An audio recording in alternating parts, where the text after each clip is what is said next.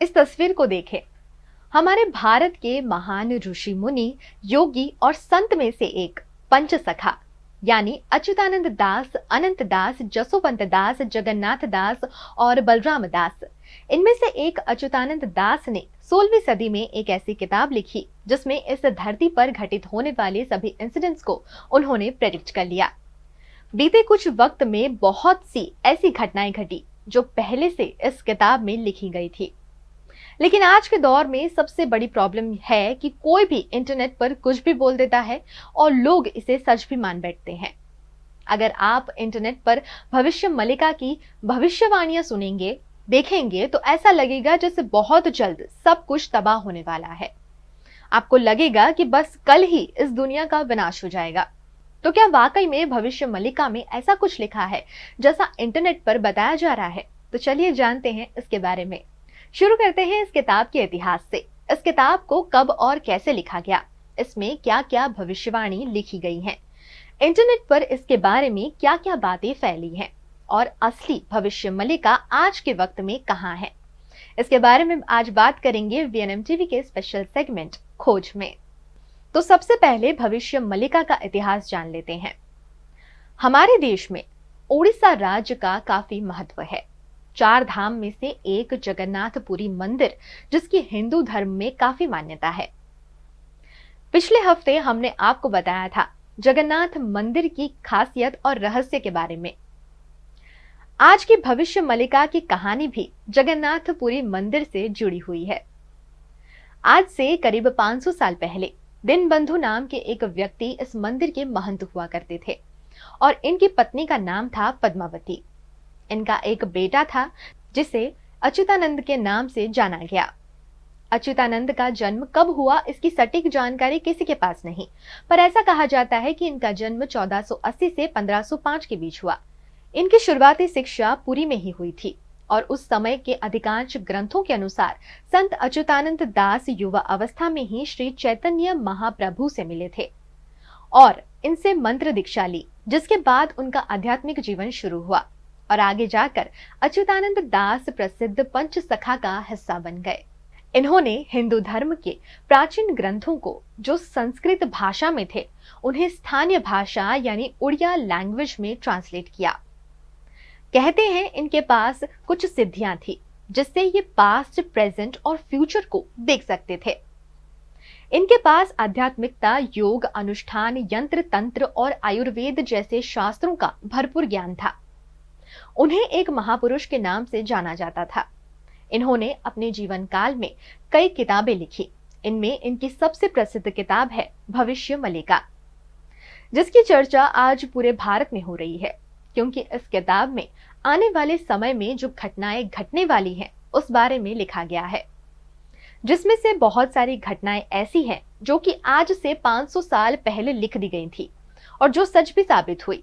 जैसे भविष्य मलिका में आज से 500 साल पहले ही कोरोना महामारी के बारे में लिख दिया गया। फिर जापान में आए बड़े से भूकंप के बारे में इस किताब में पहले से बता दिया गया था। फिर कल की अवतार कब, कहां और कैसे होगा, कलयुग के आखिर में क्या क्या देखने को मिलेगा और तीसरा विश्व युद्ध कैसे और कब शुरू होगा, इसमें भारत का क्या योगदान होगा और इससे भारत पर क्या असर पड़ेगा। ऐसी बहुत सी भविष्यवाणियां इस किताब में लिखी गई हैं, ऐसा लोगों का मानना है।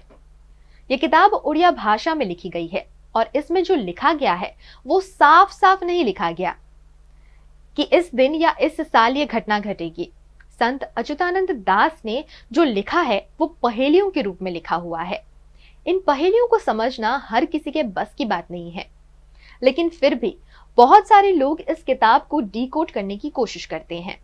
इस वजह से आज इंटरनेट की दुनिया में आपको बहुत सारी भविष्यवाणी देखने मिलेगी, जैसे कोरोना महामारी और जगन्नाथ मंदिर पर कई सालों पुराना जो पीपल का पेड़ था उसके बीच का कनेक्शन, क्योंकि इस किताब में पहले ही लिख दिया गया था कि जगन्नाथ मंदिर में जो पूजनीय पीपल का पेड़ है, जिसे कल्प वृक्ष के नाम से जाना जाता है, वो पेड़ जब भी टूटेगा तो दुनिया में ऐसी महामारी आएगी जिसमें लाखों लोग मारे जाएंगे। आपको बता दें, अप्रैल 2019 में साइक्लोन आया था जिसमें 600 साल पुराना ये पेड़ टूट गया था और इस घटना के 6 महीने बाद कोरोना महामारी आई, जिसमें लाखों लोगों की जान चली गई।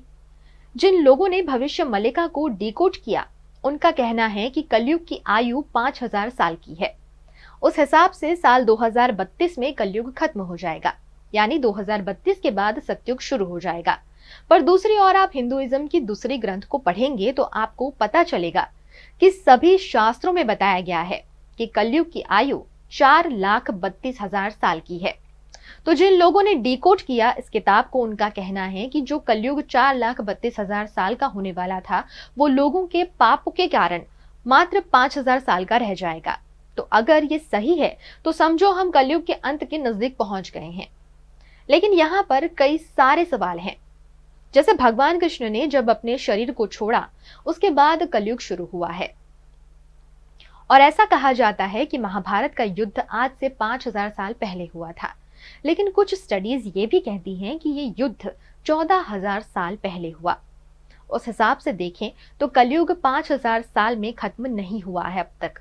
ऐसा माना जाता है कि जब कलयुग का अंत नजदीक होगा, तब हमें कुछ अलग माहौल देखने मिलेंगे अपने आसपास। जैसे लोग ईश्वर को भूल जाएंगे और उनके खिलाफ बोलना शुरू कर देंगे, जिसका मतलब हुआ कि दुनिया के ज्यादातर लोग किसी भी धर्म में विश्वास नहीं करेंगे।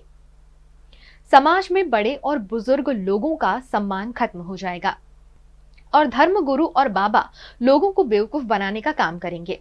लोग भ्रष्टाचार और अपराध के रास्ते से धन कमाएंगे। अपराधी खुलेआम हथियार लेकर घूमेंगे। स्त्री और पुरुष दोनों अनैतिक संबंध अपनाने लगेंगे। और कलयुग के अंत से पहले खाने के सामान की कमी हो जाएगी, बीमारी और दुर्घटनाएं बढ़ जाएंगी, जिसके चलते लोग बगावत करने लगेंगे। इसके अलावा ये भी कहा जाता है कि जगन्नाथ मंदिर ही कलयुग के अंत का संकेत देगा।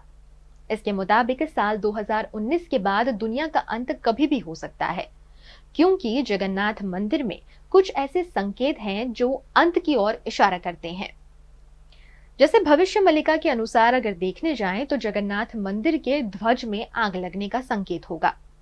अब कई साल हुए पर इस ध्वज को कोई नुकसान नहीं हुआ, लेकिन 23 मार्च 2020 ये वो दिन था जब जगन्नाथ मंदिर के ध्वज में आग लग गई थी। दूसरा संकेत ये कि बीती कई सदियों से जगन्नाथ मंदिर पर कोई पंछी नहीं बैठा, पर 2019 के बाद से मंदिर पर चिड़ियों का बैठना कई बार देखा गया है। और भविष्य मल्लिका में लिखा है कि जब पंछी झंडे के आसपास बैठेंगे तो यह संकेत होगा कि अंत बहुत नजदीक है। साथ ही ये ध्वज उड़कर समुद्र के पानी में गिरना, ये भी इस बात का संकेत होगा, और ये भी हो चुका है। 2019 के फोनी साइक्लोन में, जिसमें समुद्र का पानी तूफान के चलते परिसर में आ गया था और तेज हवाओं के चलते झंडा नीचे पानी में गिर गया था। तीसरा संकेत ये है कि शनि ग्रह जब मीन राशि में प्रवेश करेगा, उसके साथ ही दुनिया के अंत की शुरुआत हो जाएगी। तो अगर इस हिसाब से देखने जाएं तो 30 मार्च 2025 के दिन शनि मीन राशि में प्रवेश करेंगे। मतलब अगर इस किताब के अनुसार ऐसा कुछ होने वाला है तो कुछ ही साल में कलयुग का अंत नजदीक है। ऐसे ही कई संकेत हैं जो अंत की ओर इशारा करते हैं। इससे भी बड़ी बड़ी भविष्यवाणियां इस किताब में लिखी गई हैं। लेकिन सबसे बड़ा चैलेंज यही है कि क्योंकि ये पहेलियों के रूप में लिखी गई है, तो किसी को इसे डिकोड करना आसान नहीं होता। लेकिन फिर भी जितने भी ज्ञानी लोग हैं, उन लोगों ने जिस तरह से इस किताब को डिकोड किया, उस हिसाब से उन्होंने ये सारी बातें लोगों के सामने रखी। ये किताब बहुत से रहस्य और बहुत सी जानकारी से भरपूर है। इससे भी बड़ी बड़ी जानकारी, इससे भी बड़ी बड़ी भविष्यवाणी इस किताब में लिखी गई है, जिसके बारे में हम आगे अगले वीडियो में आपको बताएंगे। जिसे देखने के लिए आप जरूर हमसे जुड़िएगा अगले बुधवार खोज के अगले एपिसोड में।